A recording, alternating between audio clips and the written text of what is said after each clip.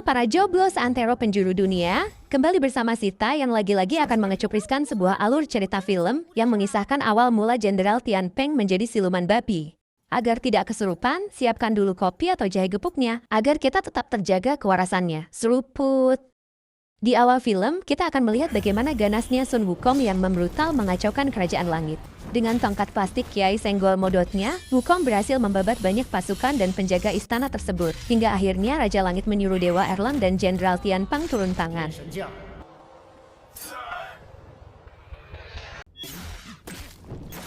Kekuatan yang dimiliki Dewa Elang jelas tak mampu melawan kesaktian pendekar Sun Wukong.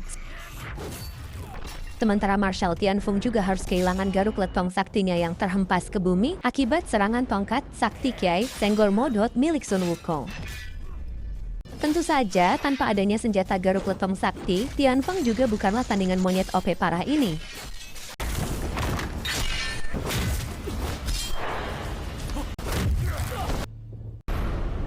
Karena keadaan semakin parah, lalu Buddha turun tangan dan mengurung Sun Wukong di lembah Gunung Lima Jari.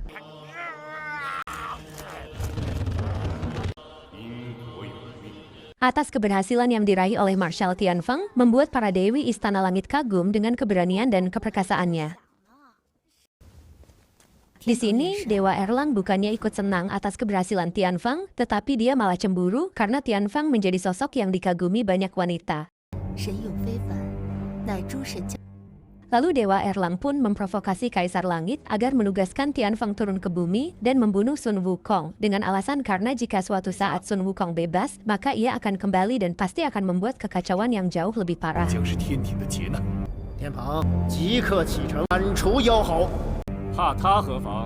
Tianfeng berpamitan dengan salah satu dewi Kemenyek yang katanya akan selalu menunggunya. Lalu turunlah dia ke bumi untuk melaksanakan tugasnya, bertarung dan membunuh Sun Wukong.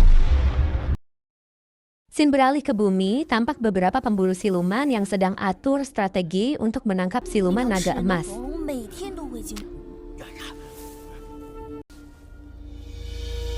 Mereka berempat membuat sebuah formasi untuk menangkap siluman naga tersebut.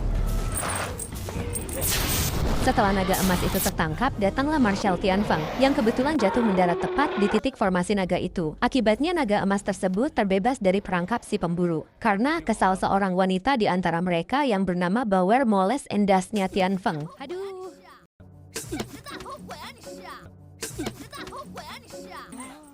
Tiba-tiba naga emas yang sudah terbebas akhirnya kembali mengamuk. Tianfeng pun kemudian bertarung melawan siluman naga emas itu. Sementara para pemburu siluman itu takut melarikan diri.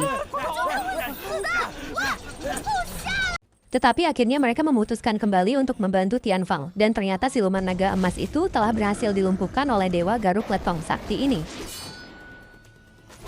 Mereka berempat nggumun melihat kemampuan Tianfeng yang sendirian mampu mengalahkan siluman naga tersebut. Lalu Tianfeng memanggil Dewa Bumi yang sedang ngupil dan menanyakan lokasi letak Gunung Lima Jari. Namun karena Dewa Bumi tidak mengetahui letak posisinya, maka Tianfeng pun menyuruhnya pergi.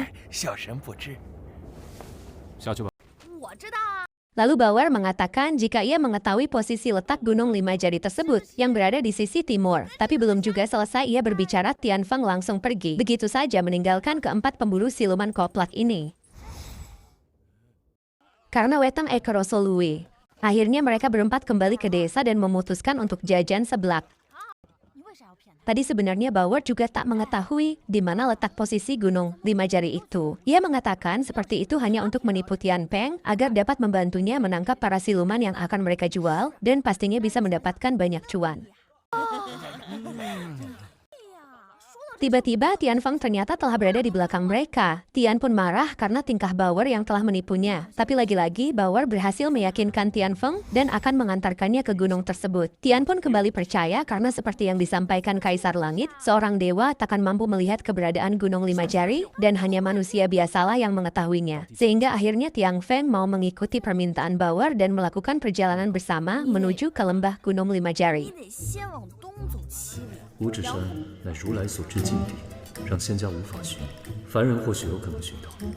Di dalam perjalanannya, Tian pun harus bertarung melawan siluman agar bisa melanjutkan perjalanan. Tentu saja bagi seorang dewa perang, hal itu sangatlah mudah.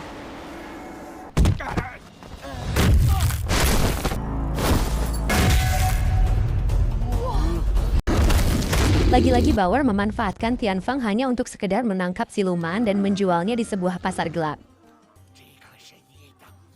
Tetapi akhirnya Tianfeng lagi-lagi mengetahui jika ia ditipu dan hampir saja mengacak-acak muka Bauer.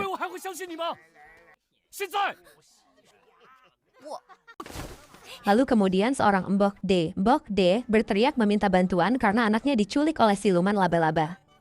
Bauer memohon pada Tianfeng agar mau membantu menyelamatkan anak Mbok De tersebut. Dan untuk kali ini Bauer benar-benar berjanji akan mengantarkannya ke Gunung Lima Jari tempat Sun Wukong dikurung. Singkat cerita, karena cuaca kurang mendukung, sampai di sini dulu alur cerita film kali ini ya everybody. Dan alur cerita film pun bersambung. Jangan lupa subscribe, aktifkan lonceng agar tidak ketinggalan cerita berikutnya.